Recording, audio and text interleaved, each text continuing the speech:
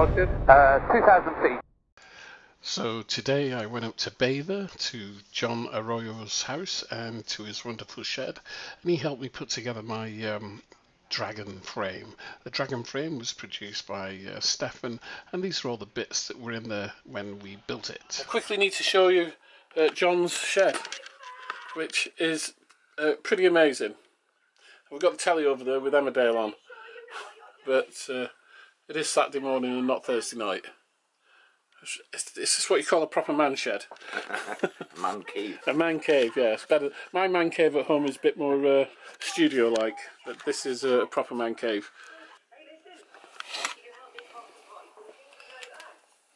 So cut out the posts and then mark it up, ready to drill them out, which is a bit of a potch, but it's the only thing we can do. Or the only thing that can be done. Don't tell Steph. Well, you'll probably see this video. Oh shit. I said you don't like it. Really? Let's get a pilot in there.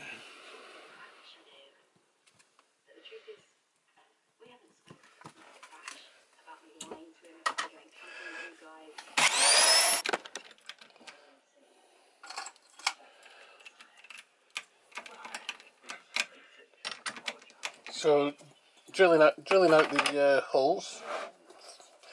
Of course, not many people have a bench drill.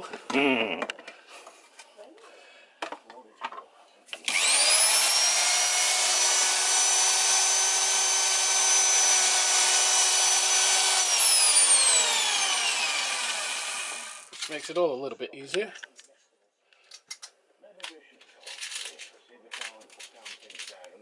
Everybody's using clean flight. From what I understand, from everything I've been reading and watching, it seems to be Clean Flight is the one that's leading the way now. So, once again, I was going to...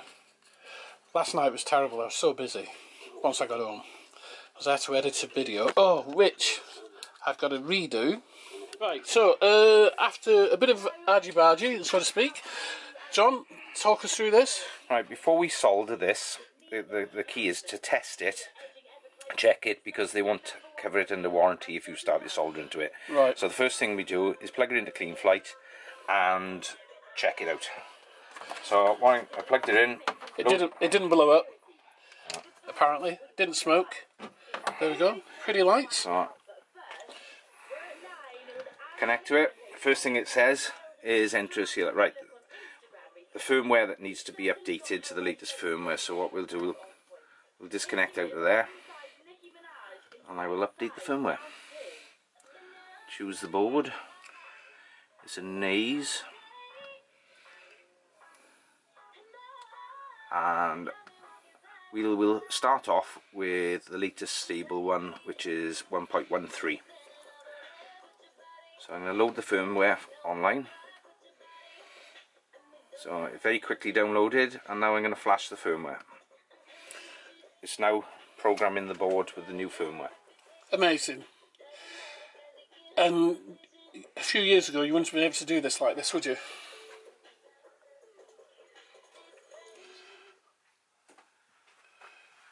Yeah, it's changed. Everybody used to use base flight. Base flight was quite popular. Clean Flight duplicated basically what base flight did and took it further forward.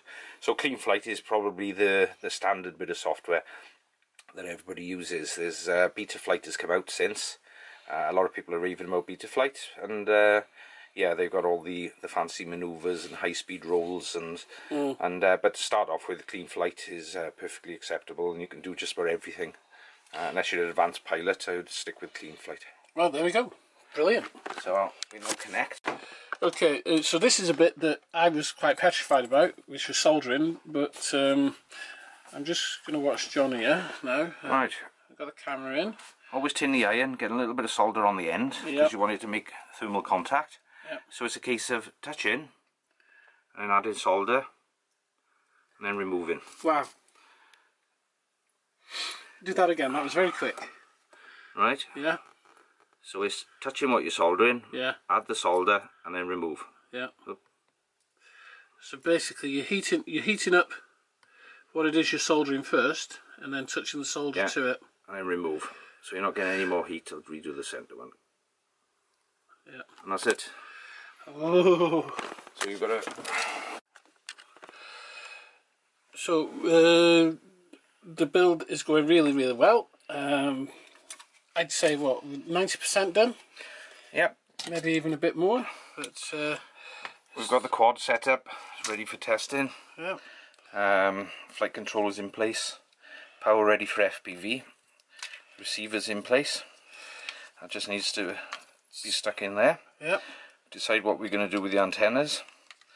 Motors are all fixed in. And looking good. And then there's been this modification here for the receiver. Right, for the video transmitter, it's got a selection button and a set of LEDs. So what we've decided to do is we're going to have it so it's out the back, like so. And we've cut the slots so that you can see the LEDs, and you can also get to the selection button with the use of a pen or a small screwdriver. So yeah, we can change channel on the fly. Excellent. Looking good. What we need to do now is fix that into position. So almost finished on the build. We had one kind of problem, but that's been remedied, no problem at all. John has been brilliant, I have to say. I've learnt an awful lot, because there's stuff that John has done that you wouldn't know what to do.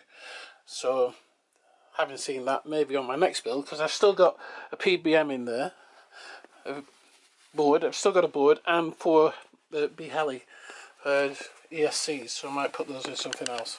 Who knows? But the 4-in-1 is the way to go. What do you reckon, John? Yep, absolutely. Saves a lot of space. Without a doubt. You can see how neat it looks in there. A few moments later. So, after a few hours, one error, which we won't talk about, here we have it. Here we have it, completely finished. What do you reckon, John? Excellent, can't wait to fly it. Yeah? It'll be great. Got plenty of pitch on there, and you've got potential for more. Yeah. What do you think of the 4-in-1? 4-in-1 was good. It was very space saving.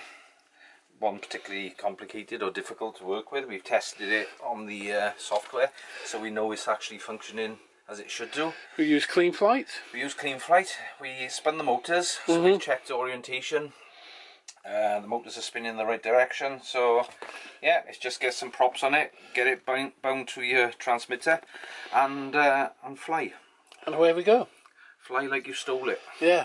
So what's the saying, John? Buy one and build it. Yeah, there you go. Buy one and build it. Yeah.